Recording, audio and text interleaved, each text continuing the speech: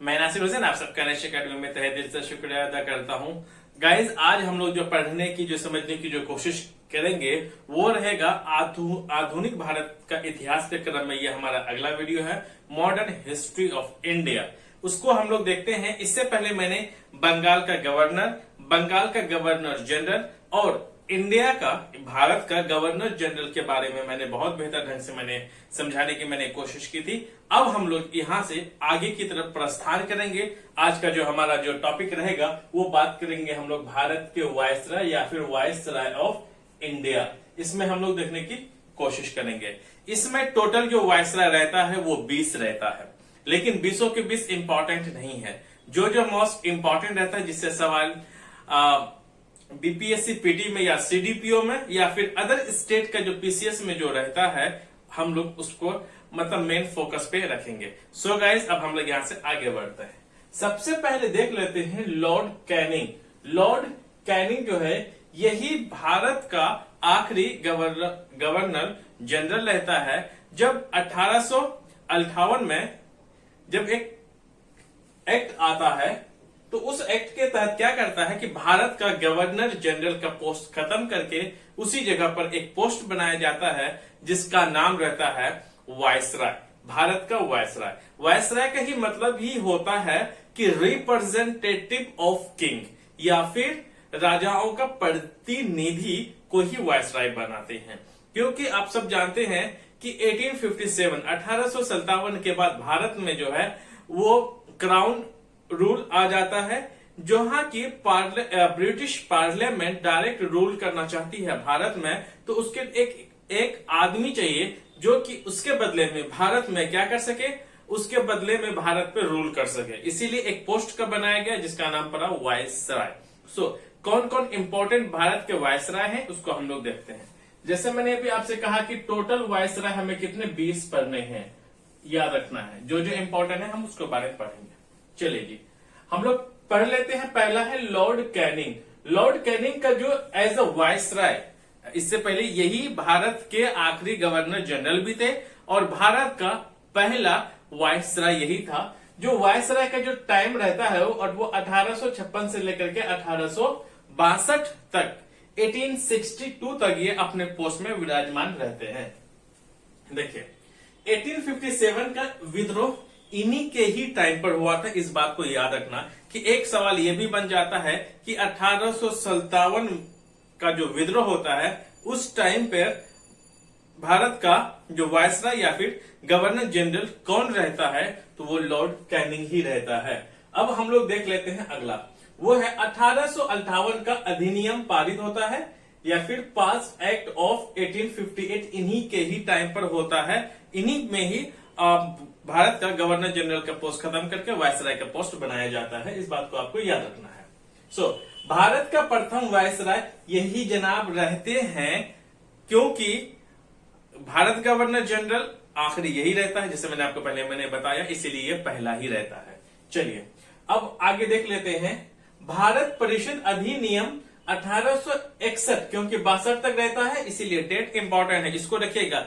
Date से आपको पता चल जाता है कि कौन जनाब कितने कितने टाइम तक रहा। आ रही बात समझ में? कौन जो महाशय हैं कितने से कितने टाइम तक रहा, उसके बाद कौन आया, उससे पहले कौन आया, उसके इंपॉर्टेंट जो इवेंट्स हैं, जो महत्वपूर्ण घटनाएं हैं, क्या क्या रहता है उसको आपको याद रखना है, ताकि कि आपको क्वेश्चंस को कैच करने में बड़ी आसानी होगी। 1861 का जो भारतीय परिषद अधिनियम है यह पास होता है। Indian council act of 1868 passed इन्हीं के ही टाइम पे रहता है। एक सवाल और यहां से बनता है, आगे देख लेते हैं। भारतीय दंड संहिता पारित या फिर इंडियन पिनल कोड पास 1860 इसी में पास होता है। आपको यहां पर याद रखना है कि ये बहुत इंपॉर्टेंट क्वेश्चन बन जाता है, क्योंकि ये क्रिमिनल केसेस पे लगाया जाता है। बोलते हैं, आपने सुना होगा कि आईपीसी धारा इतना इस पे लगाया गया, चोरों पर अलग लगाया जाता है, गुंडागर्दी पर अलग लगाया जाता है। आ रही बात समझ में? अलग अलग तरह के जो क्रिमिनल्स होते हैं उस पे आईपीसी धारा ही लगाई जाती हैं। सो भारतीय दंड संहिता पारित इन्हीं के टाइम पर होता है। इंडियन पिनल कोड पास इन्हीं के टाइम में होता है 1860 में। विधवा पुनर्विवाह अधिनियम लागू, याद रखना है, क्योंकि विधवा पुनर्विवाह अधिनियम डलहौजी के टाइम पर एक्ट बनता है, लेकिन जो इम्प्लीमेंट जो उसमें लागू किया जाता है ये इन्हीं के ही टाइम पर लगाया जाता है। सो विडो रीमैरिज एक्ट इनेक्टेड 1856, याद रखना है आपको 1856 में ही ये जो विडो रीमैरिज एक्ट को है वो क्या करता है, लागू कर देता है। मतलब इसी दिन इसी साल से ही क्या किया जाएगा, अब इसमें मतलब रीमैरिज मतलब जो विधवा होंगी उसकी दोबारा शादी की जा सकती है। चलिए, भारतीय उच्च न्यायालय अधिनियम 1861 पारित हुआ। इसका मतलब भारतीय उच्च न्यायालय अधिनियम 1861 इन्हीं के ही टाइम पर हुआ। और याद रखना है कि इंडियन हाई कोर्ट एक्ट 1861 पास इन्हीं के ही टाइम पर होता है। तो इनके जो पास होता है तो इसमें क्या क्या चीजें होती हैं जरा उसको देखते हैं। इसमें है कि इसमें जो हाई कोर्ट है, क्योंकि आप सब जानते हैं कि इंडिया में, चलिए यह इंडिया में आप सब जानते हैं कि ये बंगाल प्रेसिडेंसी, यहाँ पे मद्रास और यहाँ पे मुंबई रहता है। हर एक चीज का मतलब यहीं से सब कुछ शुरुआत होता है।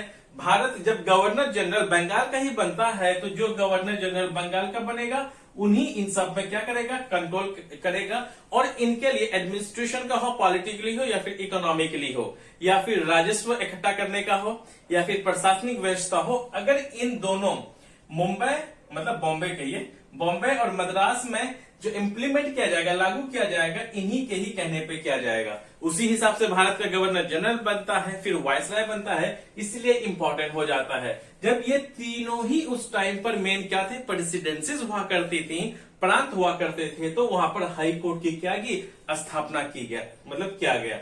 चलिए, इंडियन हाई कोर्ट एक्ट 1861 पास किया गया। इसमें 3 नए हाई कोर्ट की क्या गया, बनाया गया। इस एक्ट के तहत या फिर इस अधिनियम के तहत 3 हाई कोर्ट की स्थापना किया गया। पहला कलकत्ता, याद रखना, आपको क्रम वाइज में सजाने के लिए दे सकता है। सारे के सारे एक ही साल में हुआ था, लेकिन कुछ महीनों का ही अंतर था, इसीलिए याद रखेगा। सबसे पहले शुरुआत हुआ था बंगाल, उसके नजदीक पड़ेगा कौन, मद्रास, और उसके बाद पड़ेगा कौन, मुंबई। तो यूं समझिए ऐसे ऐसे करके ये गया। याद रखना है, सबसे पहले कलकत्ता हाई कोर्ट को बनाया गया, फिर मद्रास, उसके बाद बॉम्बे हाई कोर्ट बनाया गया।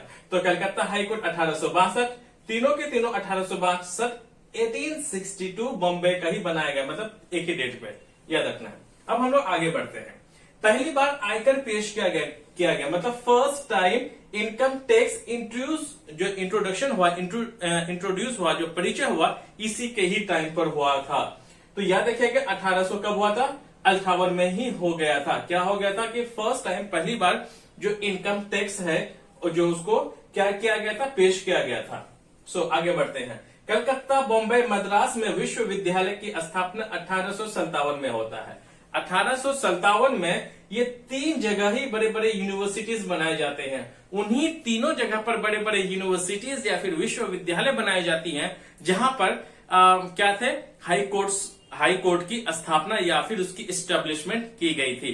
तो याद रखिएगा, पहला जहां पर कलकत्ता हाई कोर्ट जहां पर हुआ था, वहीं पर ही किसका पहला विश्वविद्यालय का किया जाता है। Calcutta, Bombay, Madras university founded 1857। सो कलकत्ता, बॉम्बे, मद्रास में विश्वविद्यालय की स्थापना किया गया था। आगे पढ़ लेते हैं। वेबगत सिद्धांत को समाप्त कर दिया गया, या अबोलिश्ड डॉक्ट्रिन ऑफ लैप्स, जो कि डलहौजी के द्वारा जो हड़प नीति जो चलाई गई थी, या फिर कैप्चर्ड पॉलिसीज जो डलहौजी द्वारा जो चलाया गया था, उनको इन्हीं के टाइम पर ही क्या कर दिया जाता है, उसे बंद कर दिया जाता है। इस बात को आपको याद रखना है, क्योंकि इसका बंद करने का ये तक 5th जो रिपोर्ट है वो पहुंचाया गया था इंग्लैंड, जो कि इसके बारे में देखा गया, तो फिर बाद में इस चीज को बंद कर दिया गया था। खैर, उससे सवाल पूछा नहीं जाता, जहां सवाल मतलब होता है हम लोग उसको देख लेते हैं। हमने लॉर्ड कैनिंग के बारे में कुछ इंपॉर्टेंट देख लिया कि 1857 का विद्रोह उनके टाइम पर हुआ, 1858 का अधिनियम पारित इसके टाइम पर ही हुआ। पहला भारत का वायसराय भी बने, और इंडियन मतलब भारतीय परिषद अधिनियम 1861 इन्हीं के ही टाइम पर पास होता है। इंडियन काउंसिल, आप लिख लें, इंडियन काउंसिल एक्ट ऑफ 1861 इन्हीं के टाइम पास होता है। भारतीय दंड संहिता पारित, इंडियन पिनल कोड, इन्हीं के ही टाइम पर होता है 1860 में। सो विधवा पुनर्विवाह अधिनियम लागू जो होता है, जो इनएक्टेड होता है, वो 1856 में होता है, इन्हीं के टाइम में। भारत उच्च न्यायालय अधिनियम 1861 इन्हीं के टाइम पर पास होता है और इसमें 3 नए नए हाईकोर्ट बनाए जाते हैं, कलकत्ता, मद्रास और बॉम्बे। पहली बार इनकम टैक्स या फिर आयकर पेश किया गया, मतलब इनकम टैक्स पहले टाइम फर्स्ट टाइम इंट्रोड्यूस किया गया 1858 में। कलकत्ता, बॉम्बे, मद्रास में विश्वविद्यालय या फिर यूनिवर्सिटीज की एस्टेब्लिशमेंट की गई 1857 में। फिर जो वेबगत सिद्धांत को समाप्त कर दिया गया या फिर एबोलिश्ड डॉक्ट्रिन ऑफ लैप्स। तो ये हमसे जुड़ा हुआ पहला कौन था? वायसराय। दूसरा वायसराय देख लेते हैं, वो लॉर्ड एल्गिन। लॉर्ड एल्गिन 1862 से लेकर के 1863 तक ये कुछ ही महीनों तक अपने पोजीशन पे रहता है। इससे सवाल नहीं बनता है, इसलिए मैंने इसके बारे में नहीं लिखा, लेकिन आपको क्रम वाइज याद रखना चाहिए। तो हाँ, कहीं आपको मिलान करने के लिए आ गया तो फिर दिक्कत हो जाएगी, इसीलिए इसके बारे में कुछ नहीं, फिर भी मैंने लिख दिया। आपको याद रखना कि सेकेंड जो है भारत का वायसराय कौन बना था, वो था लॉर्ड एल्गिन। अब तीसरे नंबर का जो वायसराय आता है वो है sir John Lawrence. Sir John Lawrence जो है 1864 से लेकर के 1869 तक 1869 तक ये अपने मतलब भारत के वायसराय के पोस्ट पर बने रहते हैं। टेलीग्राफिक संचार या फिर टेलीग्राफिक कम्युनिकेशन जो भारत से लेकर के यूरोप तक, याद रखना आपको इंडिया है ना, कहा इंडिया से लेकर के यूरोप के बीच में जो ये टेलीग्राफिक संचार या फिर टेलीग्राफिक कम्युनिकेशन इन्हीं के टाइम पर शुरुआत किया गया था ताकि भारत और यूरोप का कम्युनिकेशन बेहतर हो सके। अगला भूटान युद्ध 1865 में जो भूटान युद्ध होता है ये किसके टाइम पर? सर मतलब जॉन लॉरेंस के ही टाइम पर होता है। आगे देख लेते हैं भारतीय वन विभाग, तो फिर इंडियन फॉरेस्ट डिपार्टमेंट, एक होता है IFS इंडियन फॉरेस्ट सर्विस। कहीं ना कहीं इंडियन फॉरेस्ट सर्विस जो है इन्हीं से जुड़ा हुआ है, क्योंकि इसने इंडियन फॉरेस्ट डिपार्टमेंट बनाया गया जहां की फॉरेस्ट की देखभाल बेहतर ढंग से हो सके और उनसे कंपनी को जितना फायदा हो सके उस तरह की फायदा क्या करे उन लोगों ने उठाने की कोशिश करी, और क्लाइमेट को भी इन लोगों ने मद्देनजर रखते हुए फॉरेस्ट को बचाने का एक काम जो है शुरुआत इनके टाइम पर हुआ था। देखिए जितने भी रिफॉर्म्स होते थे, सुधार होते थे, कहीं न कहीं ईस्ट इंडिया कंपनी खैर यहाँ तक खत्म हो गया। यहाँ पर क्राउन कहीं न कहीं अपने फायदे के लिए ही करते थे और उसी फायदे से कहीं भारतीयों को भी फायदा होता था और कहीं नुकसान भी होता था। आगे देख लेते हैं। अब चौथे नंबर का जो कौन रहते हैं, वायसराय रहते हैं, ये थोड़ा सा इंपॉर्टेंट बन जाता है, इसीलिए आपको याद रखना है। वो रहता है लॉर्ड मेयो। लॉर्ड मेयो का जो शासनकाल रहता है वो 1869 से लेकर के 1872 तक अपने पोजीशन पे रहते हैं। सो लॉर्ड मेयो जो है 1869 से लेकर के 1872 तक अपने पोस्ट में लगभग 3 साल ये अपने जगह पर बने रहते हैं। देखते हैं कि इन तीनों सालों में उसने क्या क्या किया।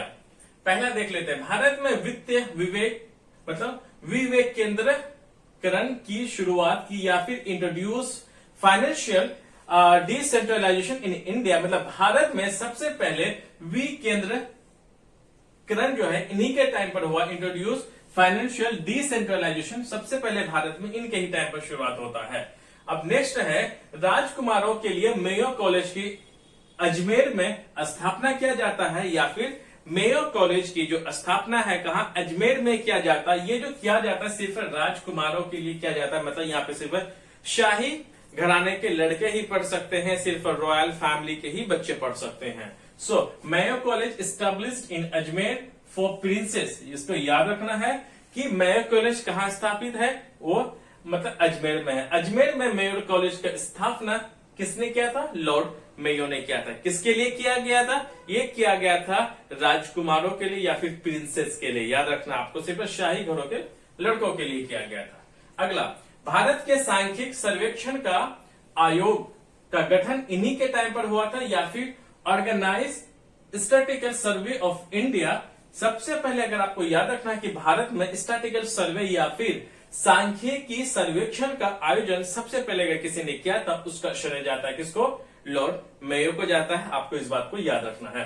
अब भारत में पहली जनगणना, याद रखिए, first census in India happened at the time of Lord Mayo, या फिर लॉर्ड मेयो के समय के ही समय में किसका पहले भारत का जनगणना किया जाता है, वो 1800 कब किया जाता है? 72 को किया जाता है, 1872। चलिए और भी देख लेते हैं। भारत में पहली कृषि और वाणिज्य विभाग की स्थापना या फिर first agriculture and commerce established in India 1872। ये 1862 मतलब 72 में हुआ था। 1872 में इंडिया में कई सारी चीजें किया जाता है, क्योंकि लॉर्ड मेयो सिर्फ अपने पोस्ट में 3 साल के लिए ही रहते हैं, इसीलिए जो भी करेंगे वो लॉर्ड मेयो से जुड़े हुए वो 3 साल के अंदर में ही होंगे। 1869 से लेकर के 1872 तक 3 साल का गैप होता है, 3 साल के अंदर में करेंगे। क्योंकि ज्यादातर वायसराय जो आता है जिस साल में वो बनता है, कभी वो साल के आखिर में बनता है, साल के पहले में बनता है, साल के बीच में बनता है, इसीलिए वो ज्यादा कुछ नहीं कर पाते। इसीलिए जिस साल वो अपना मतलब पोस्ट पर आते हैं उसका अगले साल से ही या फिर उसके अगले साल के बाद ही वो अपना जो काम है, इवेंट्स हैं, घटनाएं वो होते रहती हैं। इस बात को भी याद रखना है आपको। चलिए आगे देख लेते हैं। अब क्या होता है कि पोर्ट ब्लेयर जो कि किसकी, अंडमान निकोबार की जो कैपिटल सिटी है, इन्हीं के ही पोर्ट ब्लेयर में ही इसकी क्या हो जाती है, मृत्यु हो जाती है। इसको मारने वाला एक अफगान रहता है। याद रखना है फर्स्ट वायसराय जिसकी जो मर्डर है या फिर हत्या है वो भारत में किया गया था, तो याद रखना है उस कौन था वो, उसका था लॉर्ड मेयो है। लॉर्ड मेयो की हत्या है, जो मर्डर है वो भारत में होता है, पोर्ट ब्लेयर जो कि अंडमान निकोबार का कैपिटल सिटी है। आप लोग भली बात ही जानते होंगे अंडमान निकोबार के बारे में, उसी में इसको किया गया था 1872 में ही, याद रखना आपको। और इसको मारने वाला एक अफगान रहता है। यहां से इनसे जुड़ी हुई जो सवाल है वो मैंने कर दिया, थोड़ा मैं रिपीट कर देता हूं क्योंकि रिपीट करने से आपका जहन में बातें ज्यादातर याद रहती हैं।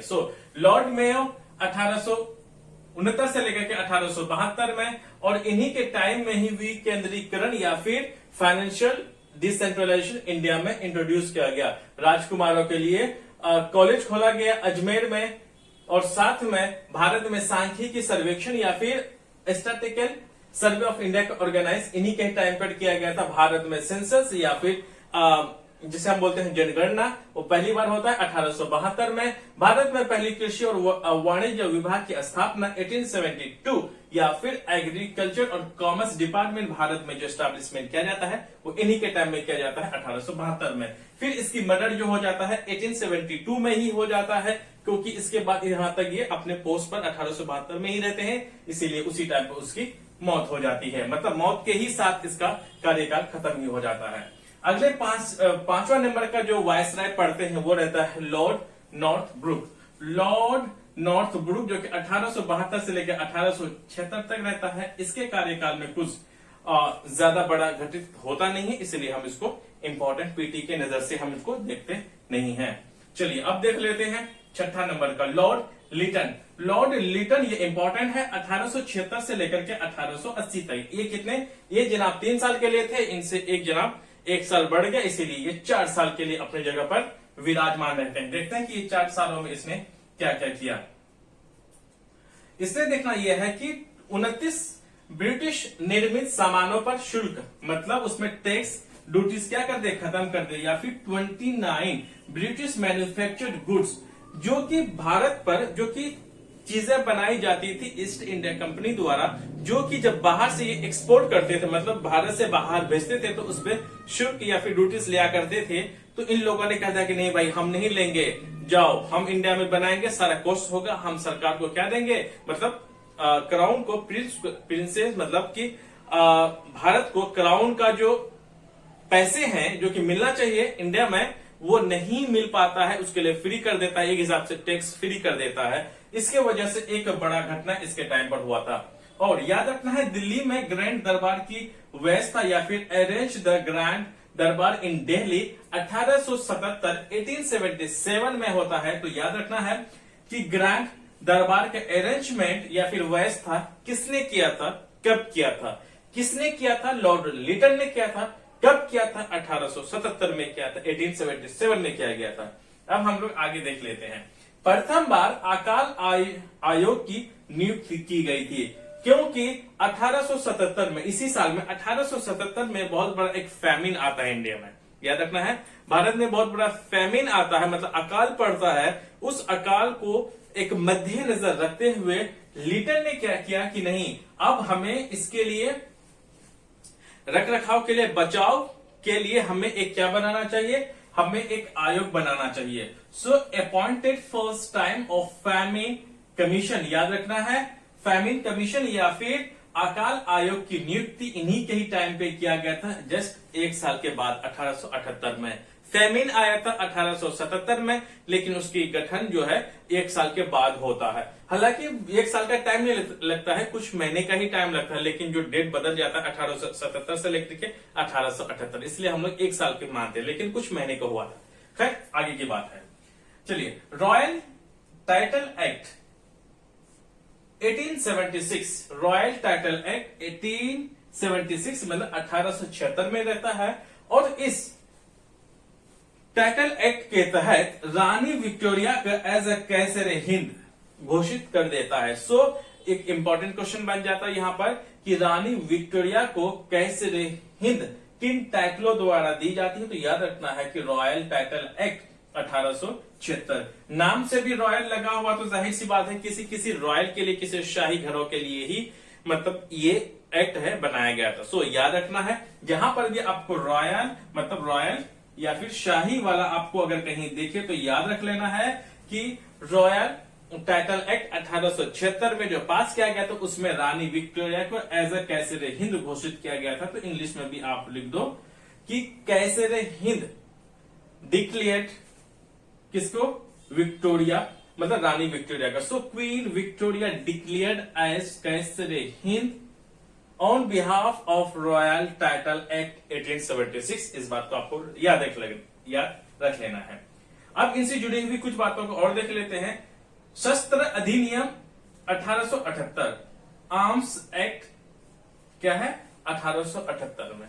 इसमें यह किया गया कि इस एक्ट के तहत कि कोई भी भारतीय जो भी अगर अपना गन को रखना चाहता है या फिर ऐसे कोई वेपन रखना चाहता है, हथियार रखना चाहता है, तो उसके लिए आपको लाइसेंस लेना पड़ेगा। अगर कोई किसी के पास अगर लाइसेंस नहीं पाया जाता है तो उसके केस किया जाएगा और जो कानून है उसके तहत उसकी कार्रवाई की जाएगी, इसमें लिखा गया था। सो 1878 का जो आर्म्स एक्ट है ये पास किया गया कि ये इसमें लिखा गया बड़े सुंदर वर्ड्स में कि कोई किसी के पास अगर बिना लाइसेंस का अगर हथियार पाया जाता है तो उसको गिरफ्तार किया जाएगा, फिर उसके लिए अलग अलग जो कानून बना था वो लिया जाएगा। सो बिना लाइसेंस के अगर गन वगैरह कुछ अगर पाया जाता था तो उसको जब्त कर लिया जाता था, उस पर एक मुकदमा चलाया जाता था इसी शस्त्र अधिनियम के तहत। चलिए आगे बढ़ते हैं। वर्नाकुलर प्रेस एक्ट 1878 में पास किया जाता है। पास वर्नाकुलर प्रेस एक्ट, प्रेसरों पर कड़ी प्रतिबंध लगाया जाता है, क्योंकि ये जनाब थोड़े से जो ये लिटन साहब रहते थोड़े से गर्म मिजाज के रहते हैं, और ये क्या किया जाता है कि जो प्रेस जो लिखा प्रेस का जो था, क्योंकि प्रेस में अगर कोई ऐसी चीज आलोचनात्मक अगर कोई सा क्रिटिसाइज अगर किया जाता था कि गवर्नमेंट को या फिर कोई ऐसी चीज है जो कि गवर्नमेंट के खिलाफ जाए, तो उस पे बहुत कड़ी जांच इंक्वायरी की जाती थी, उसको प्रेस को धमकी दी जाती थी, जहां तक कि अगर किसी प्रेस अगर ज्यादा गवर्नमेंट के खिलाफ अगर ज्यादा कुछ बोला जाता था तो उस टाइम पर उसकी संपत्ति को जब्त भी कर लिया जाता था, उसके प्रेस को खत्म कर दिया जाता था। यही क्या 1878 की प्रेस का जो एक्ट है वर्नाकुलर प्रेस एक्ट, यही लाया गया था। सो वर्नाकुलर प्रेस एक्ट 1878 में पारित हुआ या फिर पास हुआ, और इसमें प्रेसों पर कड़ी प्रतिबंध लगाया गया कि वो अपनी मन से कुछ छाप नहीं सकते, सरकार की ज्यादा आलोचना आप नहीं कर सकते, तो इस तरह की चीजें उसमें लिखा गया था। तो आपको याद रखना है। हाँ, सिविल सेवा में आयु कोई कमी या फिर reduce age in civil services, ICS में आप लोग जानते हैं कि इंडियन सिविल सर्विस में जो कि एज की जो कमी थी, पहले 21 साल था, 21 साल से 19 साल कर दिया गया। इसमें भी एक बात थी, क्योंकि जो इंडियंस थे वो ज्यादा उतने पढ़े लिखे नहीं थे, ये एज कम कर दिया गया, क्योंकि अंग्रेजों के बच्चे उस टाइम पर ज्यादा पढ़े लिखे थे, उसको शिक्षा वगैरह बचपन में मिल जाती थी, इसीलिए एज कम कर दिया गया ताकि कि बच्चों को जो है लेट मतलब जल्दी कर दिया जाए, ताकि कि वो ज्यादा से ज्यादा सिलेक्शन जो नंबर्स में है वो अंग्रेजों को मिला। खैर उसकी अलग एक बात है, लेकिन वो एज अगर सिविल सेवा में अगर एज अगर किसी के टाइम पर अगर किया गया था तो ये किसके टाइम पर किया गया था? लॉर्ड लिटन के ही टाइम पर किया गया था। अब हम लोग आगे देख लेते हैं। साहित्य के क्षेत्र में उसे ओवन मेरिडियन के नाम से भी प्रसिद्ध है। In literature field famous oven meridian name. इसका मतलब ये हो गया कि अगर ओवन मेरिडियन नाम से पता चले, ओवन जिसमें हम कोई चीज को गर्म करते हैं, गर्म ही बना रहता था इसीलिए। सो ओवन मेरिडियन अगर किसी के नाम से जाना जाता था तो वो कौन था? यही लॉर्ड लिटन था। अब हम लोग आगे के जो वायसराय है हम लोग उसको देख लेते हैं। अब हम लोग देख लेते हैं 7वें नंबर का जो भारत का वायसराय रहता है उसको हम लोग देख लेते हैं। इसमें लॉर्ड रिपन जो है ये 7वें नंबर का भारत का वायसराय रहता है, और इसका जो टाइम पीरियड अगर हम देख ले 1880 से लेकर के 1884 तक रहता है। इस बात को आपको ध्यान में रखना है। अब ये 4 साल के अंदर में क्या क्या करते हैं जरा हम उसको देख लेते हैं। नियमित जनगणना या फिर प्रॉपरली अगर सेंसस अगर किसी ने अगर किया तो इसका श्रेय बिल्कुल जाता है लॉर्ड रिपन को। ये 1881 में क्या किया गया था कि एक प्रॉपर तरीका से एक राइट तरीका से इसने भारत में जनगणना करवाई थी। 1881 में। अब अगला देख लेते हैं प्रथम कारखाना अधिनियम। तो याद रखना है प्रथम जो लेबरों के लिए याद रखना है कि श्रम कारखाना अगर किसी ने अगर पहली बार बनवाया था तो वो 1881 में इन्हीं के टाइम में हुआ था। जो लेबर फैक्ट्रीज याद रखना, आप यहाँ पे लिख ले कि प्रथम कारखाना में आपको लिखना है कि लेबर वाला लिखना है। लेबर कारखाना बनाई गई थी या फिर लेबर फैक्ट्री बनाई गई थी ताकि कि जो लेबरों की जो कंडीशंस हैं ताकि वो सर्वाइवल है वो बेहतर ढंग से कर सके, अपनी जीवन व्यापन बेहतर ढंग से कर सके। इसीलिए लेबर फैक्ट्री या फिर श्रमिक जो कारखाना है उसका स्थापना किसने किया था? लॉर्ड रिपन ने किया था। और कब किया था?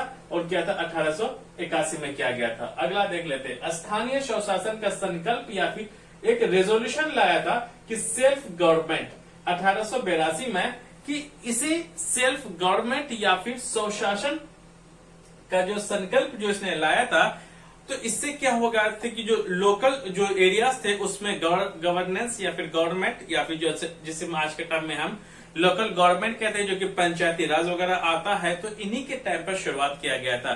और स्वशासन का जनक भी इन्हीं को ही कहा जाता है या फिर सेल्फ गवर्नमेंट का जो फादर है इंडिया में, इन्हीं के टाइम में शुरुआत हुआ था। और इन्हीं के ही टाइम पे बेहतर ढंग से जो क्षेत्रीय जो गवर्नमेंट है या फिर लोकल गवर्नमेंट है वो बेहतर ढंग से अपना काम कर पाया। तो याद रखना है स्थानीय स्वशासन का संकल्प या फिर रिजोल्यूशन ऑफ सेल्फ गवर्नमेंट 1882 इसी के टाइम पर हुआ था। और लॉर्ड रिपन को ही स्थानीय स्वशासन का जनक या फिर फादर ऑफ सेल्फ गवर्नमेंट इन्हीं को ही कहा जाता है। अब हम लोग देख लेते हैं हंटर कमीशन का शुरुआत इन्हीं के ही टाइम पर किया गया था ताकि कि जो एजुकेशन में शिक्षा में बेहतर से बेहतर सुधार हो सके, ताकि कि जो प्राथमिकता जो प्राइमरीली है जो किसी एक मतलब एजुकेशन को एक बेहतर प्लेटफॉर्म में लाने के लिए एजुकेशन को रिफॉर्म या फिर सुधार करने के लिए एक हंटर कमीशन की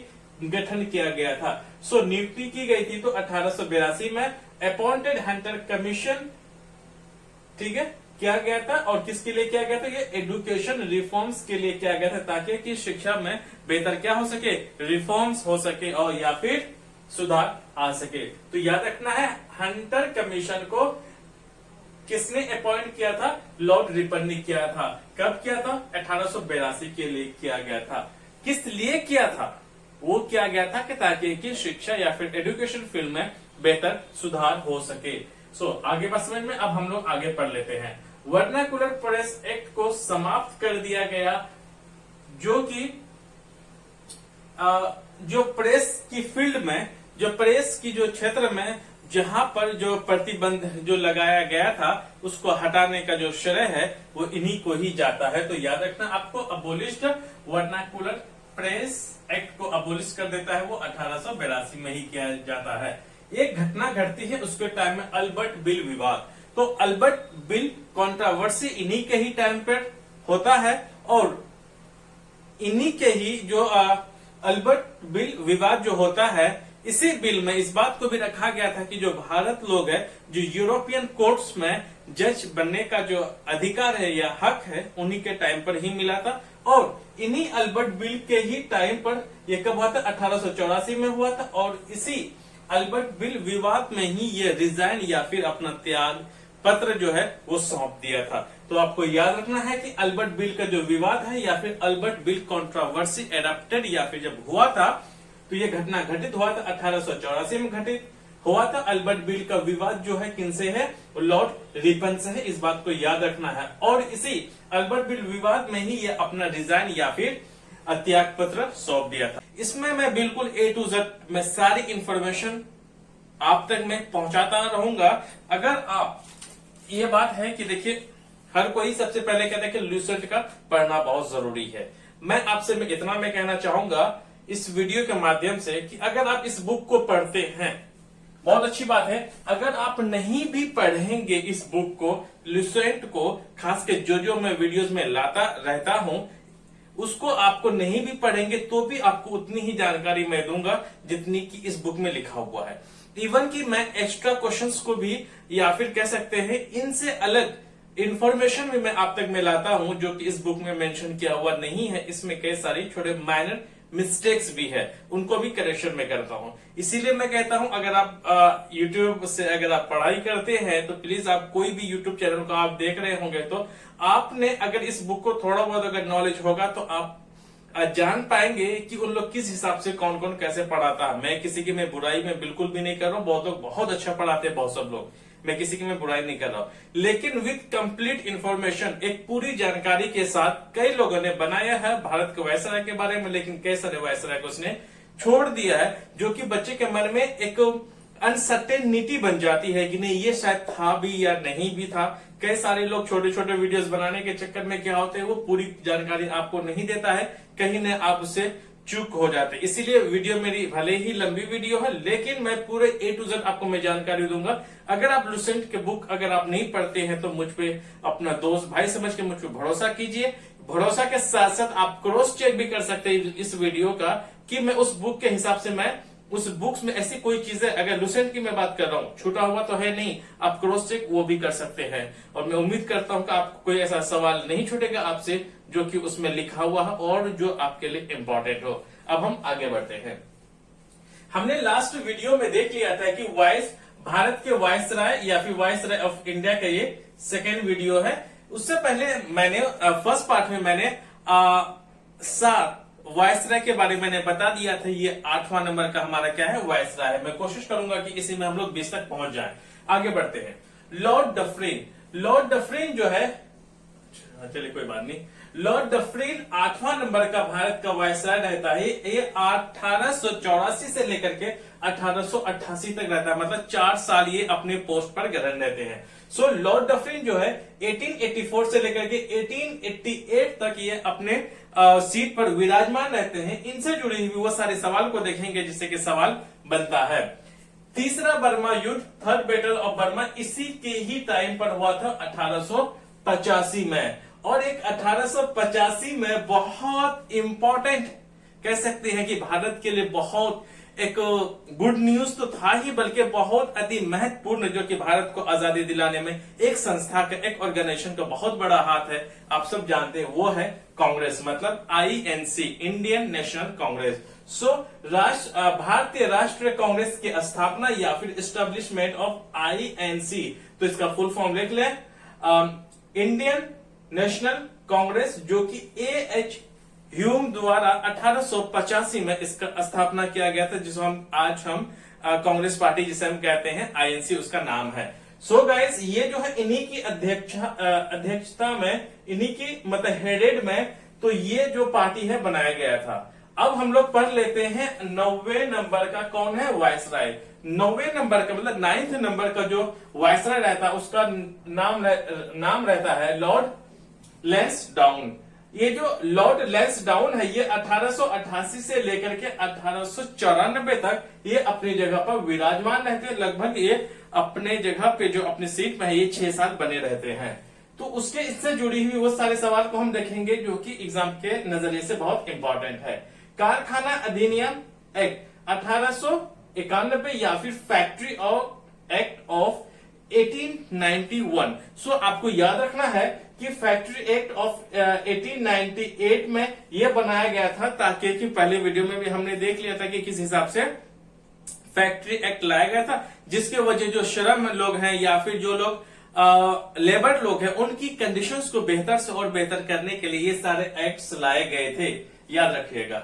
अगला है कि सिविल सेवा का वर्गीकरण, शाही, प्रांतीय और अधीनस्थ, कैटेगराइजेशन ऑफ सिविल सर्विसेज, या फिर जो लोक सेवा थे उनको 3 भाग में वर्गीकरण कर दिया गया था या फिर 3 हिस्सों में इसे कैटेगराइज कर दिया गया था। एक किया गया था शाही लोगों के लिए, दूसरा प्रांत, तीसरा अधीनस्थ। तो यूं समझ लीजिए कि शाही लोगों को नंबर ऑफ सीट्स जो थे सिविल सेवा में उनको अलग अलग दिया जाता था। तो याद रखना आपको यहाँ की जो सिविल सर्विसेज को कैटेगराइजेशन या फिर सिविल सेवा का वर्गीकरण अगर किसी के ये श्रेय जाता है तो वो लॉर्ड लैंसडाउन के ही मतलब ये श्रेय जाता है, आपको याद रखना है। सो इनटू इंपीरियल प्रोविंसेस एंड सब ऑर्डिनेट्स, तो याद रखना आपको। अगला हम देखते हैं भारतीय परिषद अधिनियम 1892, इंडियन काउंसिल एक्ट 1892। मतलब जो इंडियन काउंसिल एक्ट है 1892 ये इन्हीं के ही टाइम पर यह पारित हुआ था या फिर पास हुआ था, इस बात को भी आपको याद रखना है। अगला है डूरंड आयोग की नियुक्ति, ब्रिटिश भारत अफगानिस्तान किसके हुआ था? ये कुल मिलाकर आप समझ लीजिए कि ये बॉर्डर शेयरिंग की बात कर रही है। डूरंड आयोग की नियुक्ति जो है 1893 में हुआ था। इसके तहत इसी आयोग या फिर इसी के कमीशन के तहत अफगानिस्तान और इंडिया के बीच का जो बॉर्डर लाइंस है, बॉर्डर शेयरिंग है, इसलिए किया गया था ताकि एक निर्धारित बॉर्डर, एक फिक्स बॉर्डर क्या करे, इंडिया और अफगानिस्तान के बीच में डिवाइड कर दे कि मतलब ये यहां से हिंदुस्तान का और आगे से किसका है, अफगानिस्तान का है। तो याद रखना आपको डूरंड आयोग की नियुक्ति 1893 में हुआ था और ब्रिटिश भारत और अफगानिस्तान के बीच का बॉर्डर शेयरिंग की बात कही गई थी। तो याद रखें ये इसी के टाइम पर हुआ था। अब हम लोग पढ़ लेते हैं 10वें नंबर का जो है लॉर्ड एल्गिन सेकेंड।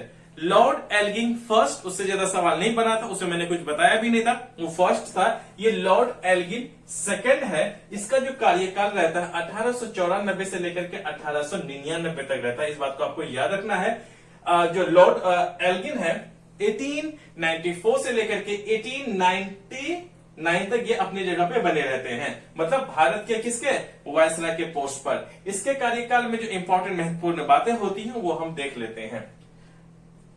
मुंडा विद्रोह का या फिर जो शुरुआत हुई थी मुंडा विद्रोह का, ये इन्हीं के टाइम पर शुरुआत किया गया था। तो याद रखना कि मुंडा विद्रोह किससे होता है, बिरसा मुंडा से है। तो आप इन सब चीजों से जरूर परिचित होंगे कि बिरसा मुंडा कौन थे, वो क्या क्या करते थे और ये किस तरह के जो भारत के जो आजादी में या फिर राष्ट्रवाद को फैलाने में इसका भी एक योगदान रहता है। बिहार झारखंड के जो राजमहल हिल्स है उन्हीं के एरिया में ये रहते थे बिरसा मुंडा।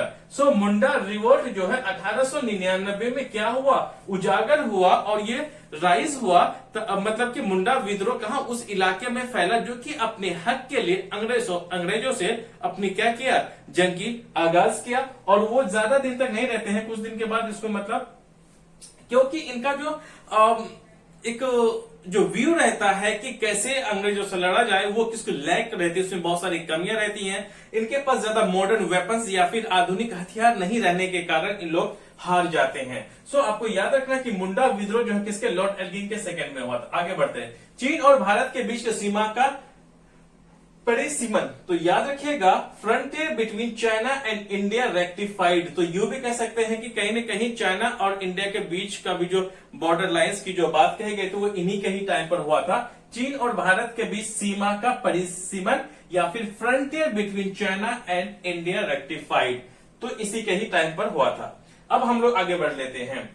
भीषण अकाल, भीषण अकाल या फिर ग्रेट फैमिन के जो नाम से आएगा, या फिर भीषण अकाल या फिर ग्रेट फैमिन कब हुआ था? 1896 से लेकर के 1897 के बीच में हुआ था। उस टाइम पे जो भारत का जो वायसराय रहता है वो लॉर्ड एल्गिन सेकंड रहता है। इस बात को याद रखना आपको, ग्रेट फैमिन। चलिए अब हम लोग आगे देख लेते हैं। अकाल के बाद लॉयल आयोग की नियुक्ति, appointed the loyal commission after famine. ये हो गया कि जब 1857 की शुरुआत में 1896 के एंडिंग में जब फैमिन, जब बहुत बड़ा जो अकाल आया था, तो उसको मद्देनजर रखते हुए ये कहा गया था कि इस कमीशन के द्वारा कि जो ऐसी आपदाएं, जो डिजास्टर्स जो आते हैं, नेचुरल मतलब प्राकृतिक आपदाएं या फिर नेचुरल डिजास्टर्स जो आते हैं, इनको कैसे मैनेज किया जाएगा, या फिर जो अकाल, जो फैमिन जो आता है अकाल, इनको कैसे रोकथाम किया जाएगा। इन सब की जो बातें जो मद्देनजर रखी गई थी वो इन्हीं किसके याद रखिएगा कि इन्हीं आयोग द्वारा किया गया था। सो इन्हीं सबसे निपटने के लिए जो अकाल आता है उनका आकलन करने के लिए, एनालिसिस करने के लिए एक आयोग की गठन किया गया था, जो कि लॉयल आयोग का नाम से जाना जाता है, या फिर लॉयल कमीशन। कब किया गया था? 1857 में, जो कि 1896 और 97 के शुरुआत में जो फैमिन या फिर ग्रेट फैमिन की जो बात चल रही है, जब ग्रेट फैमिन हुआ था उसके बाद इस आयोग या फिर कमीशन का क्या किया गया था? नियुक्ति किया गया था या फिर अपॉइंटेड किया गया था। आगे बढ़ते हैं। चापेकर ब्रदर्स द्वारा 2 ब्रिटिश अधिकारियों का हत्या किया गया था, और उन 2 ब्रिटिशर्स का नाम था रैंड और एमहर्स्ट। याद रखिएगा 1897 में चापेकर ब्रदर्स 2 भाई थे जो कि 2 ब्रिटिश अधिकारियों को मारा था। So assassination of 2 official by the Chapekar brothers 1897, Rand and Amherst. याद रखिएगा कि जो 2 मतलब अंग्रेज अधिकारियों के जो 2 भाई थे, जिसे हम बोलते चापेकर ब्रदर्स, इसने इसकी हत्या की थी। किसकी की थी? रैंड और एमहर्स्ट का। कब किया? तो 1897 में। सो चापेकर ब्रदर्स ने किसका हत्या किया था? 2 ब्रिटिश ऑफिशियल्स या फिर 2 ब्रिटिश जो अधिकारी है उनका किया था, रैंड और एमहर्स्ट, 1897 में। अब हम लोग पढ़ लेते हैं अगला नंबर और इंपॉर्टेंट जो 11वें नंबर का जो भारत का वायसराय रहता है उसको बोलते हैं लॉर्ड कर्जन।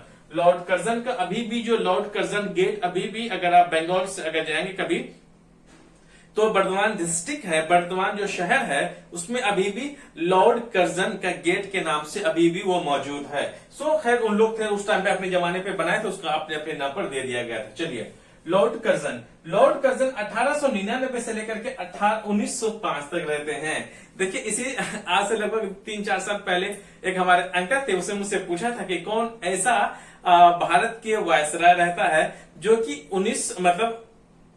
19वीं शताब्दी से लेकर के 20वीं शताब्दी तक दोनों उसने देखा, मतलब दोनों के कार्यकाल रहा था। कहने का मतलब ये था कि जो 1800 मतलब के बाद और 1900 के शुरुआती तक दोनों के बीच में कौन वायसराय था, तो उस टाइम पे मुझे पता नहीं था, तो क्या अब पता आया। इस बात को मैं भूलूंगा कभी नहीं, क्योंकि वो मुझसे ट्रेंड में हमसे पूछा था वो अंकल जी। चलिए लॉर्ड कर्जन जो है 1899 से लेकर के 1905 तक अपनी जगह पर ये विराजमान रहते हैं। इनसे जुड़ी हुई बातों को देखते हैं।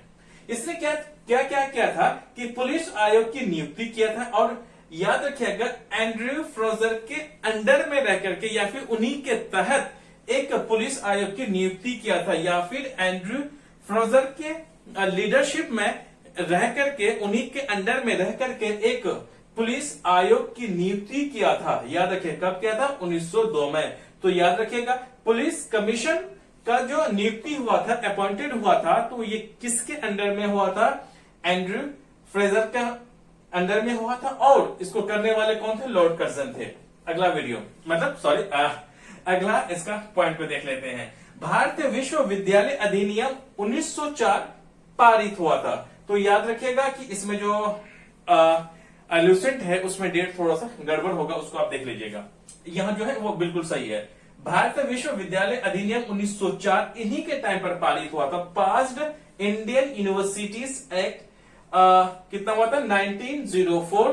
तो इनको करने के लिए 1904 में करने के लिए सबसे पहले किसकी एक आयोग या फिर एक कमीशन की नियुक्ति की गई थी। उन्हीं कमीशन या फिर आयोग के कहने पर या फिर सुझाव देने के बाद तभी ये कानून जो है वो पास हुआ था 1904 में। तो सबसे पहले क्या हुआ था कि भारतीय विश्वविद्यालय आयोग का गठन किया गया था।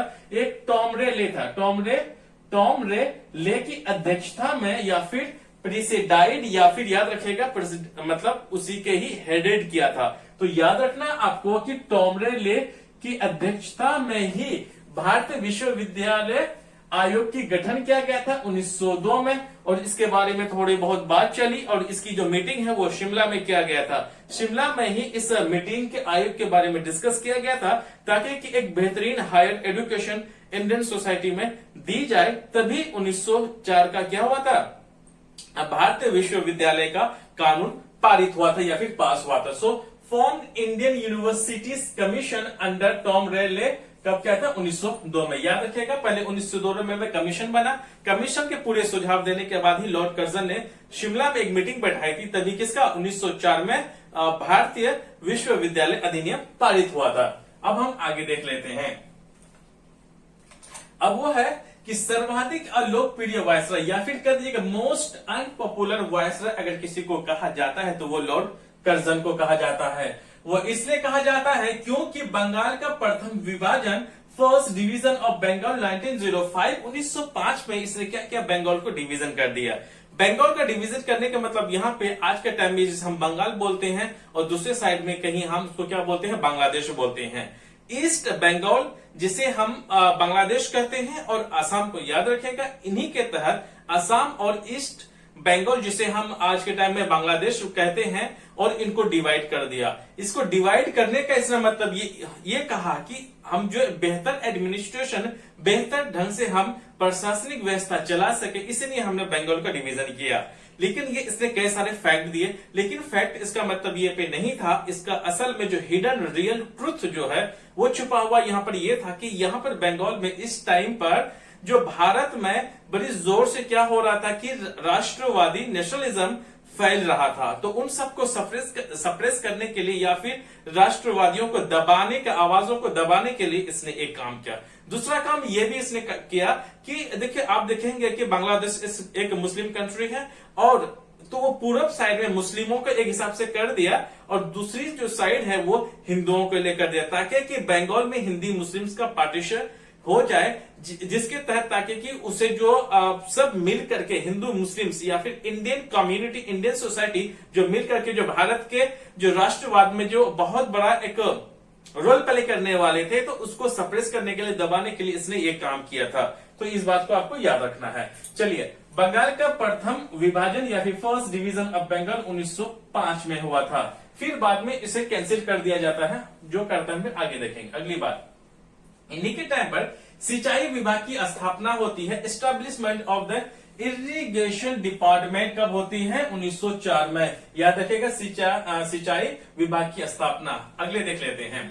भारतीय कागजी और सिक्का मुद्रा अधिनियम 1899 इन्हीं के टाइम पर पारित या फिर पास किया जाता है।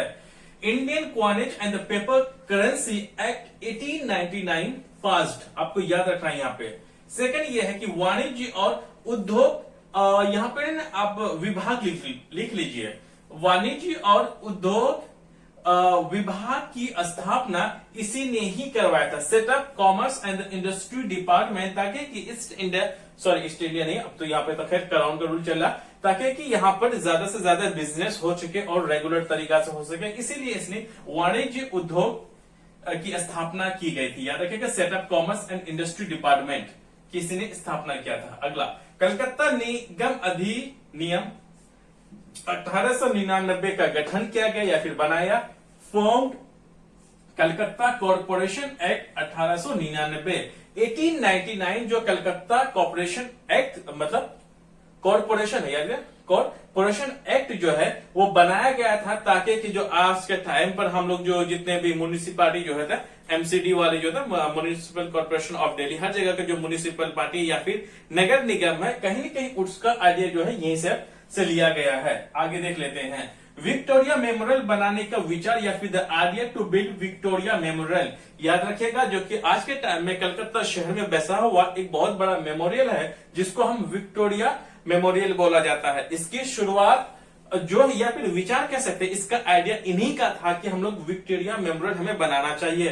तो इसको विक्टोरिया मेमोरियल की शुरुआत है 1906 में शुरुआत होता है, 1921 में लगभग ये बनकर के तैयार हो जाता है। तो आपको याद रखना थोड़ा बहुत। अब हम लोग देख लेते हैं 12वें नंबर का भारत का वायसराय।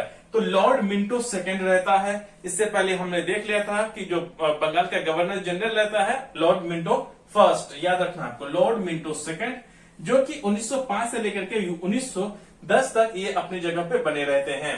इसके टाइम में स्वदेशी आंदोलन या फिर स्वदेशी मूवमेंट जो है 1905 से लेकर के 1908 तक ये चला था। तो अगले देख लेते हैं मुस्लिम लीग की स्थापना, establishment of the Muslim league 1906 में हुआ था, ढाका में हुआ था। याद रखना है आपको, ढाका में 1906 में मुस्लिम लीग की स्थापना हुआ था। तो कई लोग इसके जो है लाहौर लगा देते हैं अक्सर। तो इससे पूछा जाता है कि मुस्लिम लीग की स्थापना कब हुई थी? 1906 में हुआ था। अगर आपसे पूछा जाए कहां जाएगा, तो ये नहीं लिखना आपको कि लाहौर, बल्कि आपको ढाका लगाना है, जो कि आज के टाइम में क्या है, बांग्लादेश की राजधानी है। चलिए आगे देखते हैं। सूरत अधिवेशन, जो सूरत अधिवेशन के टाइम पर ही कांग्रेस का विभाजन हो जाता है, जो कि सूरत सेशन के बाद ही डिवीजन ऑफ कांग्रेसेस में, यह गरम दल और नरम दल, एक बोलते हैं मॉडरेट फेज, दूसरे को हम लोग बोलते हैं एक्सट्रीमिस्ट फेज। आप लिख लें कि गरम दल और नरम दिल नहीं बल्कि दल, नरम दल और गरम दल दोनों अलग हो गए थे। एक का नाम था मॉडरेट फेज, एक का नाम है एक्सट्रीमिस्ट फेज। ये दोनों अलग हो गए थे कांग्रेस से। तो कब हुआ था? 1907 में हुआ था। सो कांग्रेस का जो विभाजन है वो 1907 में हो गया था। तो अब हम लोग आगे देख लेते हैं। समाचार पत्र अधिनियम 1908, जो न्यूज पेपर एक्ट है 1908 किया गया था, और इसमें थोड़ी सी न्यूज पेपरों को रियायतें दी गई थी कि वो मतलब ये हर न्यूज पेपर का ये था कि क्योंकि इस टाइम पे बहुत सारे न्यूज़पेपर्स इंडिया में जो इंडियंस द्वारा लिखे जा रहा था, तो उसमें ये बात कहा गया था अगर कोई भी सरकार की अगर आलोचना करता है तो उसके बारे में कुछ गलत सीधा अगर लिखता है तो उस अलग अलग तरह कानून के धारा के तहत उसको बंद किया जाएगा, या फिर उसकी प्रॉपर्टी को जब्त कर ली जाएगी, या फिर उसको हमेशा के लिए बंद कर दिया जाएगा। तो याद रखेगा कि 1908 में समाचार पत्र अधिनियम इन्हीं के टाइम पर हुआ था, लॉर्ड मिंटो को। सबसे आसान तरीका होता है कि आप उसको डेट याद रखें, क्योंकि आप बीपीएससी या फिर अदर पीसीएस का एग्जाम की तैयारी करते हैं। शॉर्ट फॉर्म में आपको ज्यादा नहीं जाना है, ट्रिक्स में नहीं जाना है। अब इसके बारे में डिटेल से पढ़ना है, समझना है। जब आप 2-3 बार इसको पढ़ेंगे तो आपको किसी भी ट्रिक की जरूरत नहीं है। ट्रिक एक शॉर्ट टर्म के लिए आता है, तो आप शॉर्ट टर्म के बाद भूल भी जाएंगे। कोई चीज जब आप मेहनत और मुशक्कत के साथ जब आप हासिल करेंगे तो उसको खोने में भी बहुत टाइम लगेगा। इस बात को याद रखना है। जब तक आप उसे भूलोगे तब तक आप भी पीएससी निकाल लोगे या फिर अदर स्टेट का पीसीएस निकाल लेंगे। इसीलिए आपको ज्यादा शॉर्ट ट्रिक्स में नहीं जाना है, आपको प्रॉपर ढंग में पढ़ना है, रिवीजन करना है, जरूर आएगा। क्योंकि आपको सिर्फ पीटी निकालने से मतलब नहीं, आपको मेंस भी लिखना है, आपको ऑप्शनल भी लिखना है, और बाकी आपको इंटरव्यू भी देना है। इसीलिए शॉर्ट ट्रिक्स के पीछे आपको नहीं भागना है। जिसको पीटी और मेंस जितनी भी पीसीएस देना होता है तो बिल्कुल आप इस शॉर्ट ट्रिक्स में ना जाएं, ये आपकी एक बड़ी भूल हो सकती है। पता चला कि आप पीटी के लिए अलग से तैयारी कर रहे हैं, मेंस के लिए अलग कर रहे हैं। नहीं, अब मद्देनजर रखते हुए पीटी की तैयारी करना ज्यादा आसान है और सही है, क्योंकि पीटी में तो सिलेक्शन हो जाता है, लेकिन मेंस में होना बहुत मुश्किल हो जाता है। चलिए अब हम लोग देख लेते हैं मार्ले मिंटो सुधार या फिर मार्ले मिंटो रिफॉर्म जो है 1900 कब हुआ था? 9 में हुआ था। तो ये जो लॉर्ड मिंटो मार्ले जो है इन्हीं के ही टाइम पर हुआ था। याद रखना है आपको, मार्ले मिंटो सुधार या फिर मार्ले मिंटो रिफॉर्म जो है 1909 में हुआ था, और उस टाइम को जो भारत का वायसराय था वो लॉर्ड मिंटो सेकंड था। अब आगे देख लेते हैं। 1909 में पृथक निर्वाचन किया गया था, मुस्लिम के लिए एक सेपरेट इलेक्शंस का व्यवस्था किया गया था। कब? 1909 में। देखिए यहाँ पर यह हो गया था कि जब मुस्लिम लीग्स की जब स्थापना जब हुई थी, तो यह हिसाब से समाज में हिंदू मुस्लिम जो ये सब चीजें हैं, जो आइडिया है, ये कह सकते हैं कि हमारे जो मुस्लिम समाज जो है कहीं न कहीं एक दो अलग अलग विचारधाराएं या फिर दो अलग अलग जो कह सकते हैं कि जो कम्युनिटी होती है वो अलग थोड़ा बहुत देखने को मिलता है। कहीं न कहीं भारत को दो हिस्सों में या फिर हिंदुस्तान और पाकिस्तान को अलग होने में कहीं न कहीं जो 1906 में जो बनाया गया था मुस्लिम लीग, कहीं न कहीं उसका रोल प्ले होता है। इस बात को आपको याद रखना है। 1909 हाँ, यह हो गया कि मुस्लिमों के लिए अगर सेपरेट इलेक्शंस की अगर बात की गई तो 1909 में किया गया था। याद रखना है। गवर्नर जनरल की काउंसिल में एसपी सिन्हा की नियुक्ति, याद रखेगा कि अगर आपसे पूछा जाएगा कि गवर्नर जनरल की काउंसिल्स में वो कौन सा पहला भारतीय थे, तो याद रखना आपको एसपी सिन्हा की नियुक्ति, एसपी सिन्हा की appointed in the governor general council. तो याद रखना है कि आपको गवर्नर जनरल काउंसिल्स में एसपी सिन्हा की नियुक्ति की गई थी। अब 13th नंबर, 13वें नंबर पर है, वो रहता है लॉर्ड हार्डिंग। लॉर्ड हार्डिंग से जुड़ी हुई देख लेते हैं। इसका जो कार्यकाल रहता है 1910 से लेकर के 1916 तक ये अपनी जगह पर विराजमान रहते हैं, मतलब वायसराय के पोस्ट पे। बंगाल विभाजन को रद्द कर दिया गया। इससे जो annulment of the Bengal partition, उसने क्या कर दिया, इसको कैंसिल कर दिया। कब किया गया था ये? 1919 में क्या था, याद रखिएगा। 1911 में। कब क्या था? 1911 में उसने बंगाल का जो पार्टीशन था उसको उसने कैंसिल, रद्द कर दिया गया। और उसी समय दिल्ली दरबार में लगा। 1911 में दिल्ली दरबार में लगा। और इसी दिल्ली दरबार में इस बात की वहां पर पुष्टि की गई कि भारत की राजधानी जो है कलकत्ता से दिल्ली ट्रांसफर कर दिया जाएगा या फिर हस्तांतरित कर दिया जाए। मतलब 1911 के तक अब भारत की राजधानी जो कलकत्ता हुआ करती थी, जो कि 1911 में अब दिल्ली दरबार में जो एक बैठक होती है उस पर इस बात की पुष्टि की जाती है कि अब जो दिल्ली का जो भारत का जो राजधानी है कलकत्ता में नहीं बल्कि कहा, इसकी राजधानी जो है कलकत्ता से दिल्ली ट्रांसफर कर दिया जाए। सो क्या 1912 में भारत की राजधानी कलकत्ता से कहा, दिल्ली ट्रांसफर की गई। इस बात को आपको याद रखना है। किंग जॉर्ज पंचम और क्वीन मैरी का वाइफ एंड हस्बैंड थे।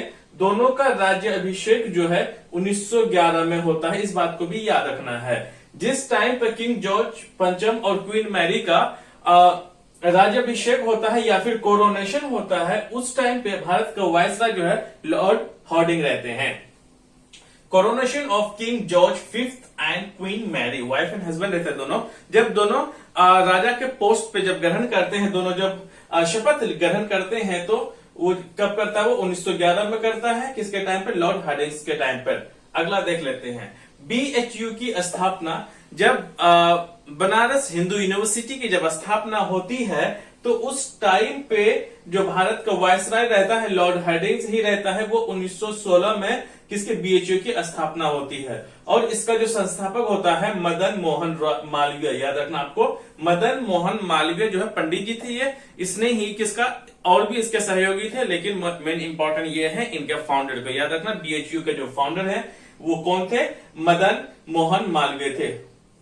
1916 में क्या था, अब देख लिया। प्रथम विश्व युद्ध, याद रखिएगा। प्रथम विश्व युद्ध जो शुरू जो हुआ था इन्हीं के ही कार्यकाल में हुआ था। जब खत्म हुआ था तो ये थे नहीं, क्योंकि जो फर्स्ट वर्ल्ड वॉर है ये कब से चलता है? 1914 से लेकर के 1918 तक चलता है। शुरुआत लेकिन इन्हीं के ही टाइम पर होता है, खत्म किसी और का टाइम पर होता है। इस बात को भी याद रखना। अगर आपसे पूछा जाएगा कि प्रथम विश्व युद्ध जब छिड़ा था तो भारत का उस टाइम पर वायसराय कौन था जब छिड़ा था, याद रखेगा। तो वायसराय जो है लॉर्ड हार्डिंग थे।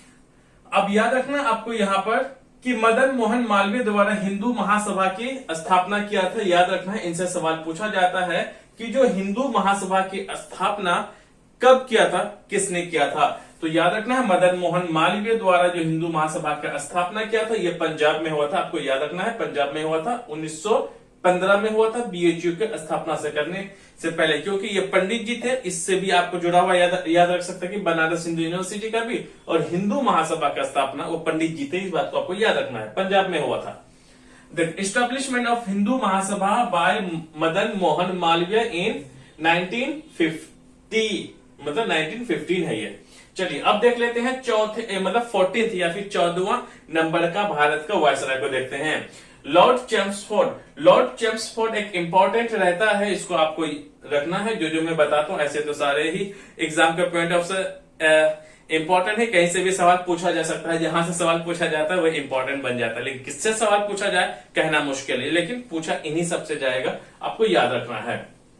लॉर्ड चेम्सफोर्ड अब 1916 से लेकर के 1921 तक रहता है। 1916 से 1921 तक रहता है। इस बात को आपको याद रखना है। डेट याद रखना बहुत इंपॉर्टेंट है। उस टाइम पर आप कार्यकाल समझ सकते हैं, क्योंकि जब लोगों को डेट याद रह जाता है तो उसके बीच के जो इवेंट्स होते हैं कहीं ना कहीं प्रिडिक्ट करना बहुत आसानी रहता है। इसीलिए आपको याद रखना डेट्स। सो लॉर्ड चेम्सफोर्ड जो है 1916 से लेकर के 1921 तक 5 साल तक ये अपने वायसराय के पोस्ट में बने रहते हैं। होम रूल आंदोलन का शुरुआत इन्हीं के ही टाइम पर हुआ था। एनी बेसेंट और बाल गंगाधर तिलक ये जो इंपॉर्टेंट लोग हैं जो कि होम रूल इंडिया में शुरू किया गया था।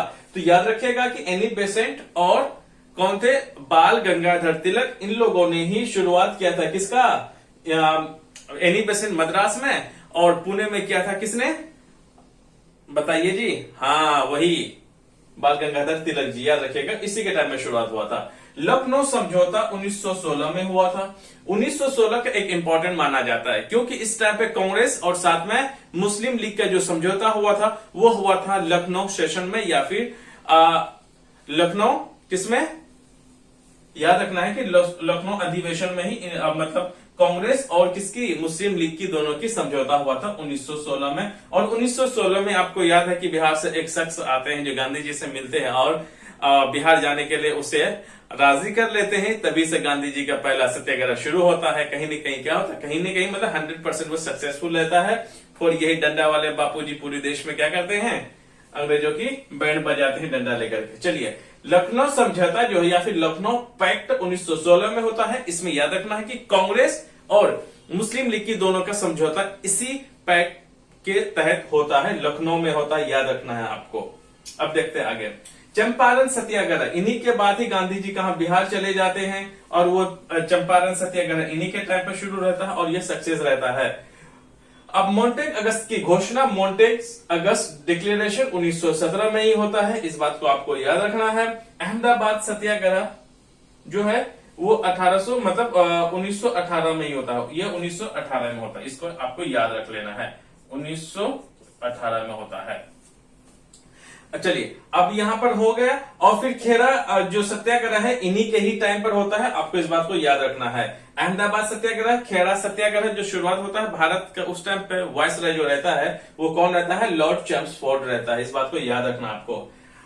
भारत सरकार अधिनियम 1919, भारत सरकार अधिनियम या फिर गवर्नमेंट ऑफ इंडिया एक्ट 1919, याद रखना है। जब मतलब 1919 ही है, 1919 जब पास हुआ था, जब बना था, तो उस टाइम पे भारत का जो कौन थे, वायसराय थे, लॉर्ड चेम्सफोर्ड ही थे। रॉलेट अधिनियम, रॉलेट एक्ट अधिनियम जो है पारित जो हुआ था वो 1919 में हुआ था। और इस रॉलेट एक्ट को भारत में जो लोग थे उन लोगों ने काला कानून का श्रेय दिया गया। और इसी कानून के तहत ये बात कही गई थी कि जो भारत में जो राष्ट्रवादी जो नेता है, नेशनल लेवल के जो नेता है, उन सबको बिना ट्रायल के 2 साल की गिरफ्तारी कर दी जाएगी। और उसी समय में रॉलेट एक्ट के तहत ही सत्यपाल, याद रखना यहाँ पर सत्यपाल, 2 लोग थे, सत्यपाल और किचलू, इन दोनों को जब अरेस्ट कर लेता है तभी जलियांवाला बाग का हत्याकांड या फिर जलियांवाला बाग मैसेकर होता है, जिसमें कि बहुत सारे निहत थे लोगों को, औरतों को, मर्दों को, बच्चों को यहाँ पर बेरहमी से जनरल डायर द्वारा मारा जाता है। तो याद रखना आपको कि 1919 में ही, याद रखना, रॉलेट एक्ट आता है, उन्हीं में सत्यपाल और किचलू का क्या कर लेता है, अरेस्ट कर लेता है। उन्हीं सबके ये प्रोटेस्ट में लोग जमा होते हैं जलियांवाला बाग में 1919 में, 13 अप्रैल 1919 में, याद रखना आपको, 13 अप्रैल 1919 में जलियांवाला बाग इंसिडेंट होता है। तो याद रखना है कि सत्यपाल और किचलू का जब मतलब अरेस्ट कर लिया था, उन्हीं के खिलाफ उसको छुड़ाने के लिए लोगों ने क्या किया, प्रोटेस्ट करना शुरू किया। यहीं पे जनरल डायर द्वारा मारा जाता है, मतलब और सब लोग मारे जाते हैं यहाँ पे। हंटर आयोग की नियुक्ति होती, अपॉइंटेड हंटर कमीशन इन अक्टूबर 14 1919, अक्टूबर 14 है ना, एक मूवी भी आई है। सो अक्टूबर 14 1919 में एक हंटर कमीशन की आयोग मतलब नियुक्ति की जाती है। और इसमें इस बात का पता लगाना था कि जो जलियांवाला इंसिडेंट या फिर हत्याकांड हुआ था, मैसेकर जो हुआ था, वो क्यों हुआ था, कैसे हुआ था, ये कहीं न कहीं जनरल डायर के खिलाफ ही था।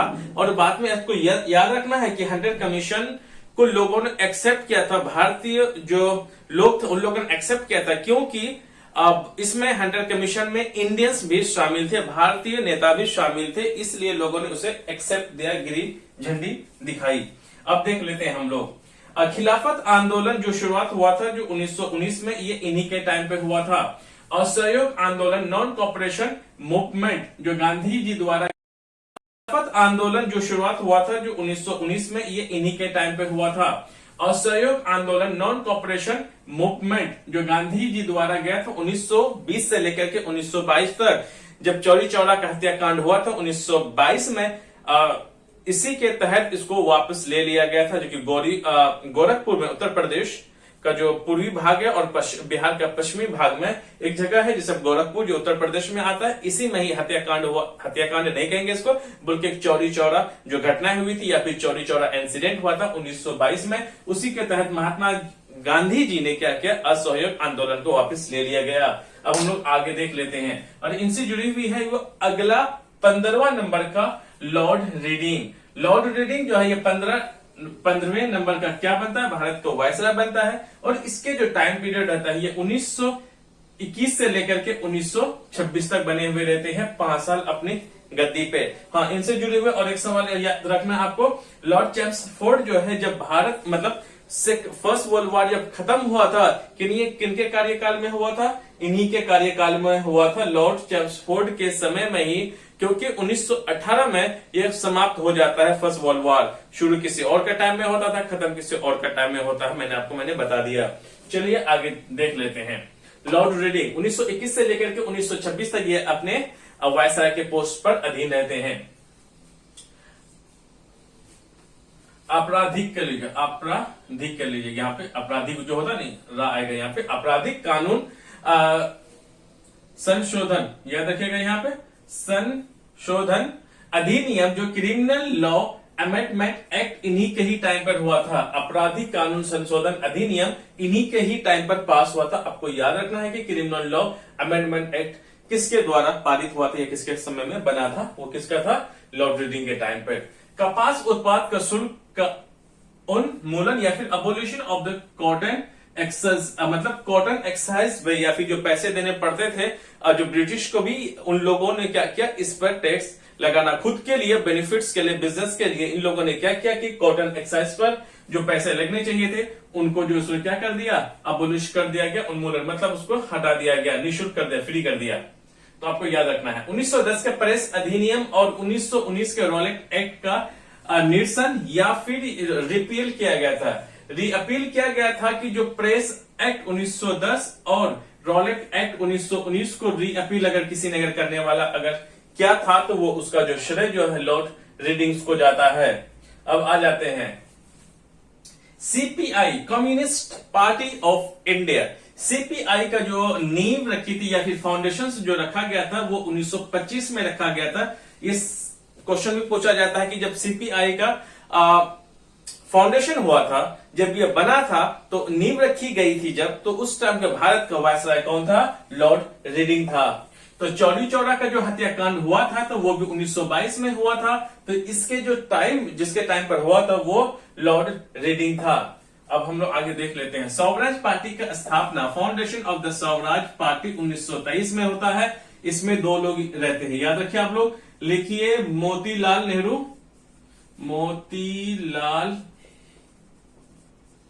नेहरू जी रहते हैं और चित्तरंजन दास, आप लिख लीजिए मोतीलाल नेहरू, और साथ में जो मोतीलाल नेहरू और दूसरा रहता है CR दास के भी नाम से जाना जाता है, चित्तरंजन दास या फिर CR दास। ये दोनों ने मिलकर किसकी, स्वराज पार्टी की स्थापना की 1923 में। ये पूछा जाता है, इंपॉर्टेंट ये सब। और काकोरी ट्रेन डकैती या फिर काकोरी ट्रेन डकैती जो हुआ था ये 1925 में हुआ था और इन्हीं के कार्यकाल में हुआ था, ये बात को भी आपको याद रखना है। आरएसएस की नींव या फिर फाउंडेशन ऑफ द आरएसएस 1925 में नागपुर में हुआ था। इस बात को याद रखना कि नागपुर में आरएसएस की फाउंडेशन जब हुआ था 1925 में, ये किसके, लॉर्ड रीडिंग के ही टाइम पर हुआ था। और स्वामी शारदानंद की हत्या, मर्डर ऑफ स्वामी शारदानंद, ये सोशल एक्टिविटीज थे, सामाजिक कार्यकर्ता थे और ये फ्रीडम फाइटर भी थे। तो इनकी जो मर्डर जो हुआ था तो वो 1926 में हुआ था, तो इसको भी आपको याद रखना है। अब देख लेते हैं 16वां नंबर का जो भारत का वायसराय रहता है, इसको देख लेते हैं। Lord Irwin. लॉर्ड इरविन 1926 से लेकर के 1931 तक ये अपनी जगह पे मतलब भारत के वायसराय के पोस्ट पर बने रहते हैं। तो आपको मैंने हमेशा मैं कहता हूं याद डेट को आप जरूर याद रखें और उनसे जुड़ी हुई इंसिडेंट्स को या फिर घटनाओं को जरूर याद रखें, ताकि कि आपको एक लंबे समय तक याद रखने में बहुत हेल्पफुल साबित होगा। अब हम लोग देख लेते हैं लॉर्ड इरविन 16वें नंबर का जो भारत का वायसराय रहता है।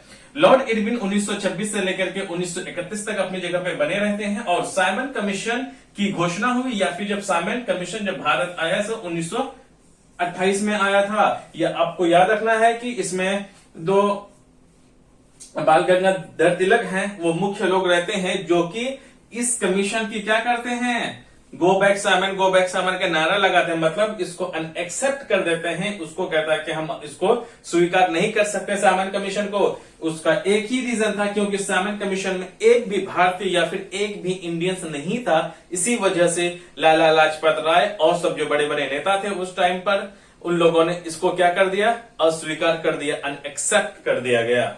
आ रही बात समझ में? चलिए जी आगे देख लेते हैं। Buttler commission. बटलर कमीशन 1927 में बनाया गया था, इस बात को भी आपको याद रखना है। और इन्हीं बटलर के टाइम पर यह आया था कि ताकि वो देखा गया था कि जो ब्रिटिश राज और प्रिंसली स्टेट्स, जो प्रिंसली स्टेट जितने थे भारत में वो हो गए, और साथ में ब्रिटिश राज के बीच का रिलेशंस को पता करने के लिए भारत में एक कमेटी बनाई गई जिसका नाम बना बटलर कमीशन या फिर बटलर कमेटी, जो कि 1927 में भारत आई। नेहरू रिपोर्ट। नेहरू रिपोर्ट जो है वो कब 1928 में पेश किया गया। तो याद रखिएगा जिस नेहरू जी के बारे में आप सोच रहे हैं वो उसके पिताजी थे। मतलब आप सोच रहे होंगे पंडित जवाहरलाल नेहरू के नाम से है, नहीं, उसके पिताजी मोतीलाल नेहरू ने क्या था, पेश किया था 1928 में। आपको याद रखना है जो नेहरू रिपोर्ट जो है 1928 में पेश किया गया था, और ये मोतीलाल नेहरू थे, ना कि पंडित जवाहरलाल नेहरू जी। अब आगे बढ़ लेते हैं। कांग्रेस की लाहौर अधिवेशन पूर्ण स्वराज की जो घोषणा है इसी के टाइम पर हुआ था।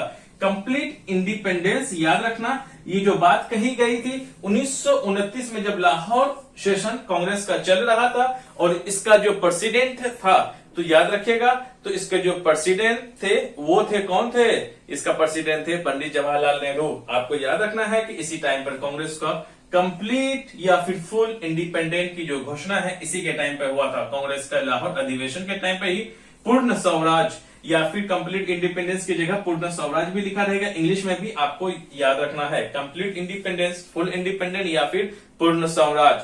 इसकी जो घोषणा जो हुई थी कब हुई थी, 1929 में हुई थी, लाहौर सेशन में हुआ था। और इसका जो प्रेसिडेंट थे कांग्रेस आईएनसी का वो थे पंडित जवाहरलाल नेहरू।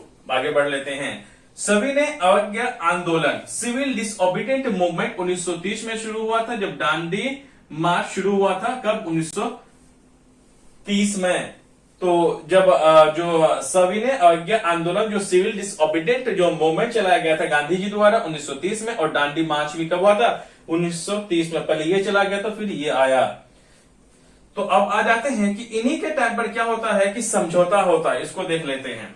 तो किसके बीच में, इरविन और गांधी जी के बीच में 5 मार्च 1931 को इरविन पैक्ट या फिर गांधी इरविन का दोनों का समझौता होता है कि इरविन यहाँ पे गांधी जी को मना लेते हैं, मतलब जो सिविल डिसओबीडियंस मूवमेंट या फिर सविनय अवज्ञा आंदोलन जो चलाया गया था, और इसमें उसको रोक लेते हैं गांधी जी को, कौन, इरविन। और इरविन यहाँ पर गांधी जी को तैयार कर लेते हैं, जो कि गोलमेज सम्मेलन 1931 को जब हो रहा था। तो आपको याद रखना है कि गोलमेज सम्मेलन या फिर राउंड टेबल कॉन्फ्रेंस 3 हुआ था, फर्स्ट, सेकेंड एंड थर्ड, प्रथम, द्वितीय एंड तृतीय।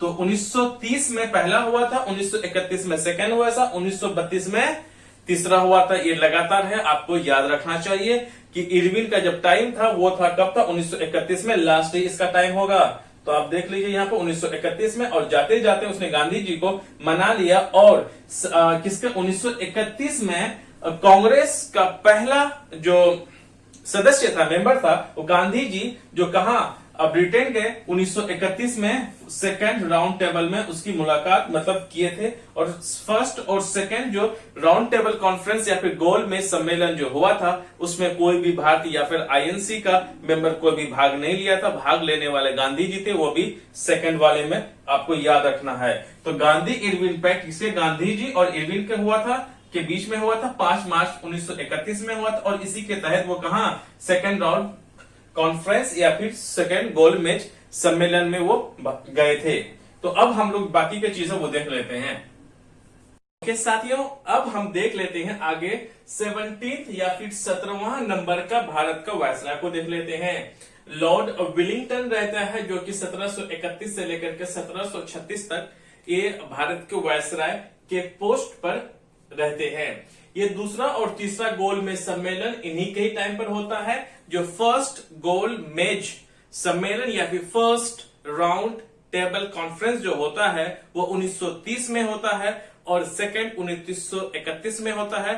थर्ड जो होता है 1932 में होता है, जो कि 1931 में जो कि गांधी जी इस सम्मेलन में हिस्सा लेते हैं। बाकी 1 और 2 उसमें BR अम्बेडकर जाते हैं। इस बात को आपको याद रखना है।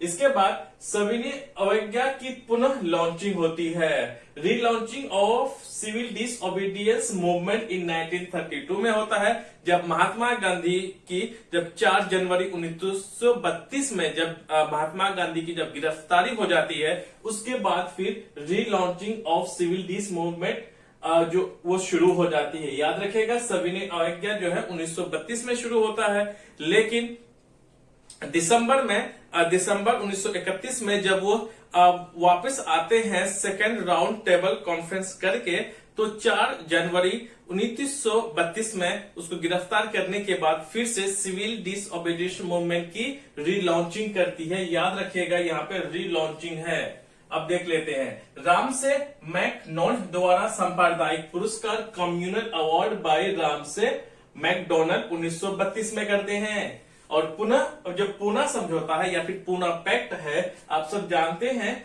कि जो कि गांधी जी और किसके BR अम्बेडकर के बीच में हुआ था।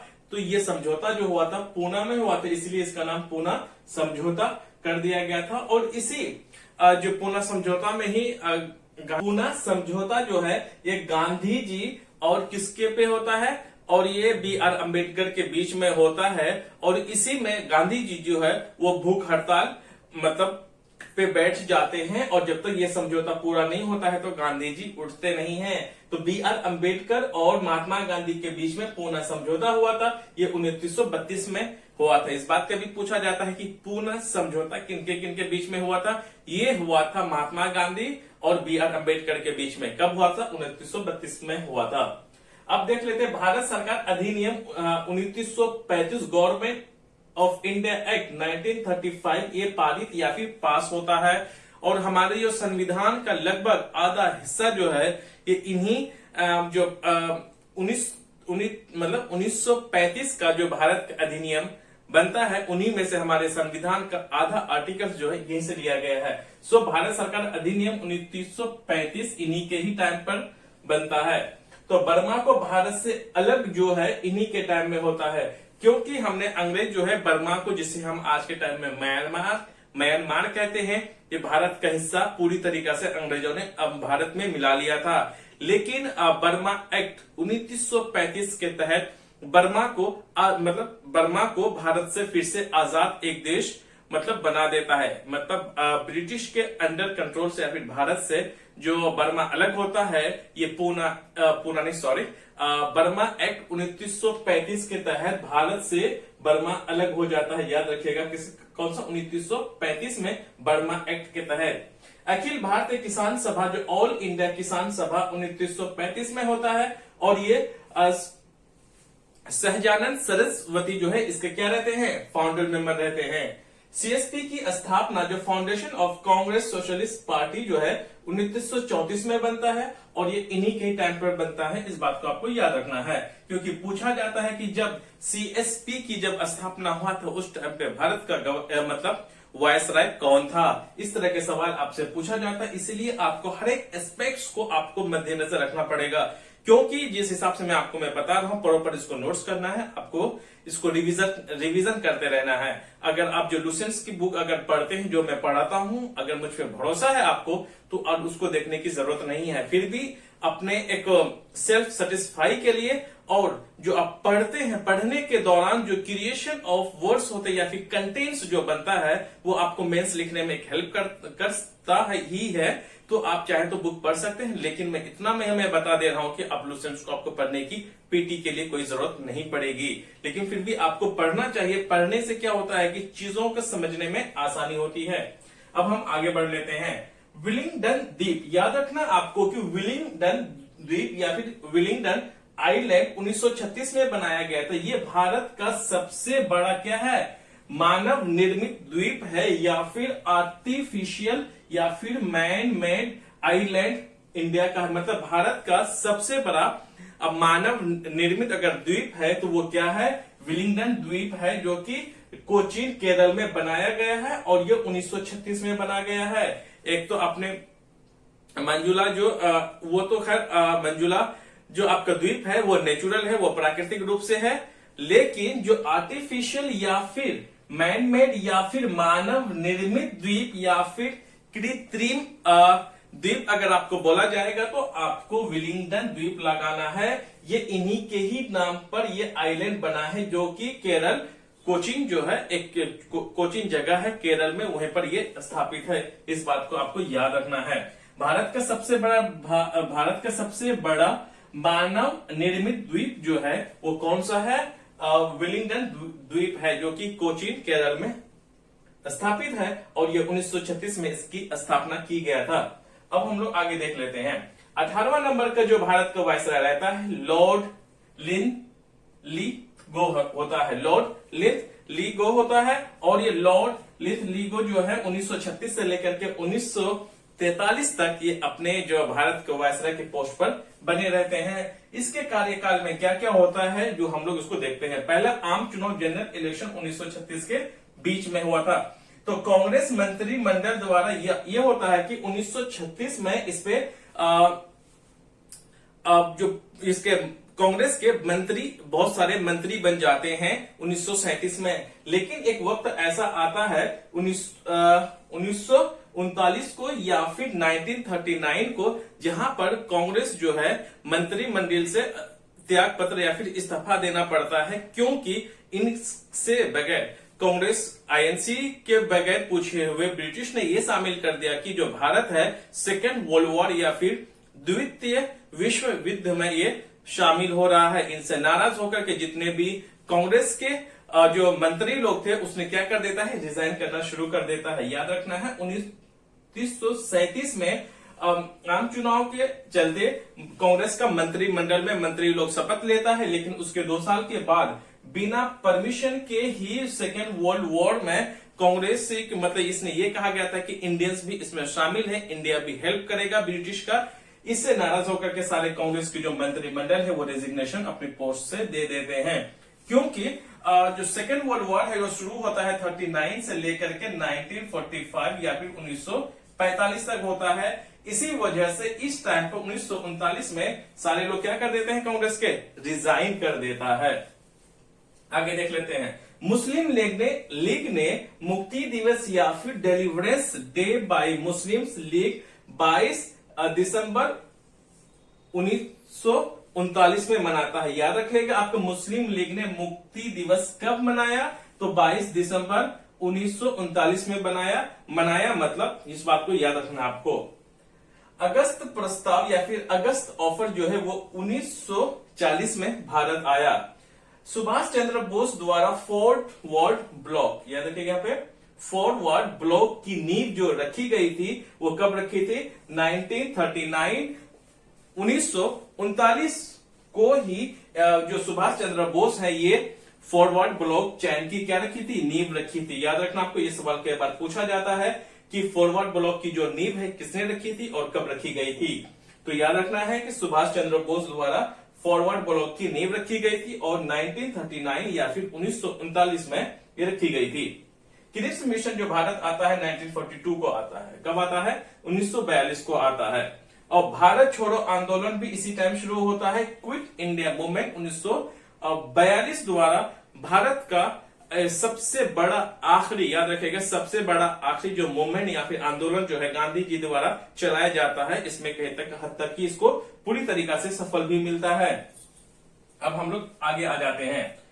चर्चिल ब्रिटेन में प्रधानमंत्री बने जिस टाइम पर, याद रखना आपको कि लॉर्ड लिनलिथगो जब भारत का वायसराय था, तो उसी टाइम पर ब्रिटेन का जो प्रधानमंत्री जो है वो चर्चिल बनता है 1940 में। लाहौर प्रस्ताव जो है वो 1940 में पास हुआ। इसमें मुस्लिम लीग ने डिमांड किया कि मुस्लिम्स के लिए एक अलग से क्या होना चाहिए, देश या फिर राज्य, एक स्टेट होना चाहिए। स्टेट उस टाइम पर राज्य नहीं बल्कि एक देश को कहा जाता है। अभी भी कभी आपने न्यूज़पेपर में सुना कि स्टेट के बारे में, तो स्टेट भी कभी कभी एक राज्य नहीं बल्कि एक देश को भी दर्शाता है। इस बात को आपको याद रखना है। लाहौर प्रस्ताव में ही मुस्लिम लीग ने क्या किया था कि एक मुस्लिम स्टेट्स के लिए डिमांड किया गया था। तो अब हम लोग देख लेते हैं 19वां नंबर के भारत के वायसराय लॉर्ड वेवेल रहते हैं। लॉर्ड वेवेल अपने जो जगह है 1943 से लेकर के 1947 तक ये किस पे रहते हैं, अपने पोस्ट पर रहते हैं, और ये सेकेंड लास्ट भारत के वायसराय हैं। इस बात को याद रखना, मतलब है क्या, थे ये साहब। चलिए, सीआर फॉर्मूला जो है चक्रवर्ती जो राजगोपालाचार्य फॉर्मूला जो है 1944 को इसी के टाइम बना था। और वेवेल योजना और शिमला सम्मेलन, वेवेल प्लान और शिमला कॉन्फ्रेंस जो है 1945 में हुआ था और इन्हीं के टाइम पर हुआ था। इस बात को आपको याद रखना है। द्वितीय विश्व युद्ध की समाप्ति, end of second world war 1945। 1945 को ही सेकेंड वर्ल्ड वॉर क्या होता है, खत्म होता है। शुरुआत 1939 में होता है। 1939 से लेकर के 1945 तक इस सेकेंड वर्ल्ड वॉर या फिर द्वितीय विश्व युद्ध क्या हुआ, छिड़ा था और 1945 को खत्म हुआ था। जब सेकेंड वर्ल्ड वॉर जब खत्म हुआ था, भारत का जो वायसराय कौन थे, लॉर्ड वेवेल थे। इस बात को आपको याद रखना है। आईएनए का परीक्षण, trial of IN, Indian national army, जो 1945 में मुंबई में, मतलब ये हुआ था इसका ट्रायल वॉर। छोड़िए इसको, क्या है, आईएनए का परीक्षण या फिर ट्रायल ऑफ आईएनए 1945 में हुआ। और नौसैनिक विद्रोह या फिर नेवल म्यूटिनी 1946 को मुंबई में हुआ। उसको आपको याद रखना है।